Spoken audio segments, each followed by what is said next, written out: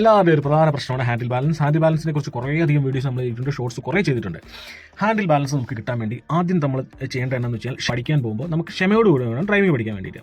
അപ്പോൾ നമ്മൾ ഗ്രൗണ്ടിൽ ചെന്ന് കഴിഞ്ഞാൽ ഉടനെ ആദ്യമേ തന്നെ നമ്മൾ വണ്ടി കയറി വണ്ടി ഓടിക്കാതെ വണ്ടിയെ ആദ്യം പരിചയപ്പെടുക. വണ്ടിയുടെ സ്വിച്ചുകൾ, വണ്ടി എങ്ങനെയാണ്, അതിൻ്റെ വണ്ടിയുടെ വെയിറ്റ് നമുക്ക് താങ്ങാൻ കഴിയുന്നുണ്ടോ, വണ്ടി നമ്മുടെ കയ്യിൽ നിൽക്കുന്നുണ്ടോ എന്നൊക്കെ ഒന്ന് ജസ്റ്റ് വണ്ടിയിൽ കയറി ഇരുന്ന് നോക്കുക. 1-2 ദിവസം കഴിയുമ്പോൾ തന്നെ നമുക്ക് വണ്ടി നമ്മളുമായിട്ട് നല്ലൊരു പരിചയമായി കഴിയും. അത് കഴിയുമ്പോഴത്തേക്കിനും മാത്രം നമ്മൾ വണ്ടി ഉരുട്ടി തുടങ്ങിയാൽ മതി. ഉരുട്ടി തുടങ്ങുന്നത് വെച്ചാൽ കഴക്കുത്തി നടക്കുന്നത് പോലെ വണ്ടിയിൽ ഇരുന്ന് നടക്കുക.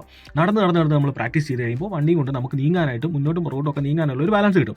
അതിനുശേഷം മാത്രമേ നിങ്ങൾ വണ്ടി സ്റ്റാർട്ട് ചെയ്യാവുള്ളൂ. അതിന് മുമ്പ് സ്റ്റാർട്ട് ചെയ്തതെന്ന് വെച്ചാൽ നേരെ നമ്മൾ 1ാം ക്ലാസ് പഠിക്കാതെ 5ാം ക്ലാസ് പഠിച്ച് വളയിപ്പോൾ.